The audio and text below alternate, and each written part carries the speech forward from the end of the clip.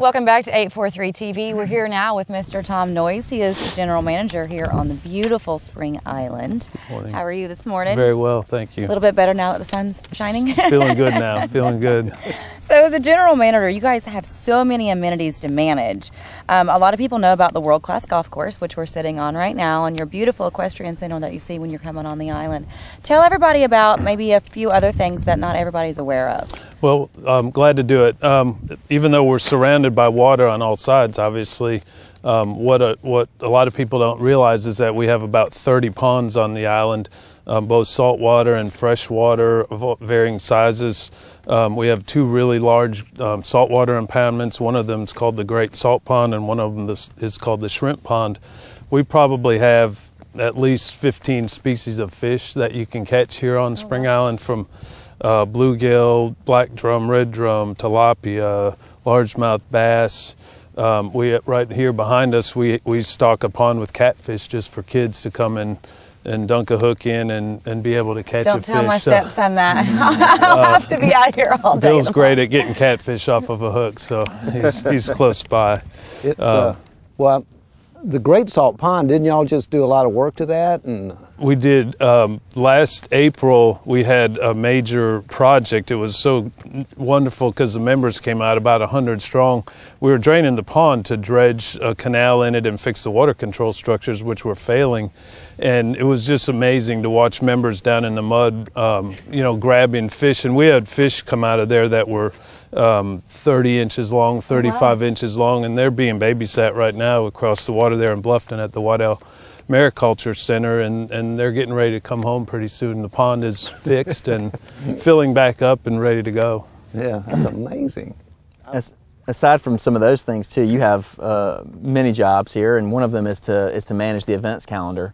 What are some special events at Spring Island, and what are some of your favorites? Well, a couple of our busiest weeks are probably Thanksgiving week and the 4th of July week. We seem to get a tremendous influx of families, kids, grandchildren.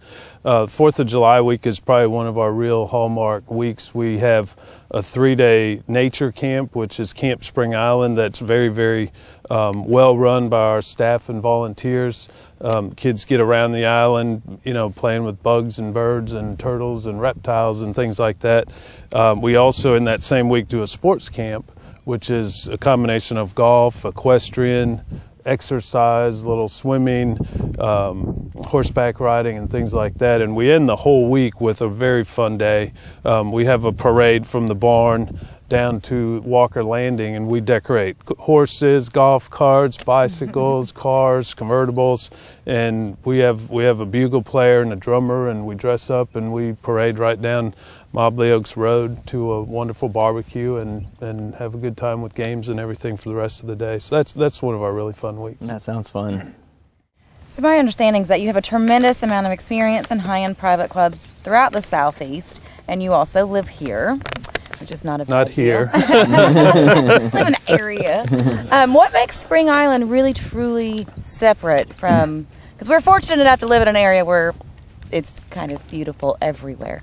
Well, it is. We are. And one of the interesting things I learned very quickly at Spring Island, compared to a lot of clubs that I've been, is that it's very easy to label people at other properties or other communities. You say, so-and-so's a golfer, so-and-so's a tennis player, somebody's an equestrian.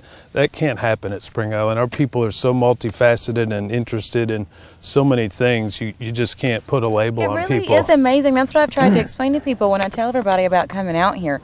It is such a multi-dimensional place, and everybody's kind of into everything, which is awesome. It's very, somebody could go horseback riding in the morning on 30-something miles of trails and come out and play golf after lunch and lead a book club later on that night, or be in a sewing circle or something like that. It's really, there's no end unless you just want to be, and there's plenty of places to be that also.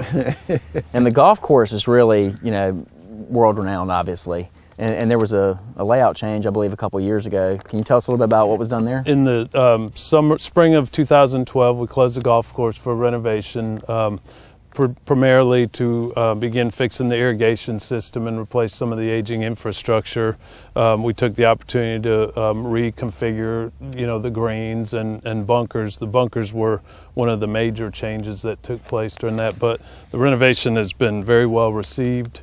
The raters seem to love it. The Golf Digest and Golf Week ratings panels are constantly coming out, and I believe our ranking has just gone up to like 28th in the Golf Week rankings. Well, having recently played out here, I can tell you it's second to none. It's amazing. We got rave reviews too. We were very fortunate too to have Palmer Design stay with us. Right. Because Ed C. and Arnold Palmer designed it originally, and then Brandon Johnson came in and did the redesign. So we were very lucky with that. Yeah. Yeah, it was a great project. Amazingly beautiful. Well, they also understand what we're about. Yeah. What Spring Island is really about. That's what helps. Yeah. Well, thank you so much for being here with us today. We appreciate your time. My pleasure. Yes, sir. Glad to have y'all. And stay with us. We'll be right back with more 843 TV.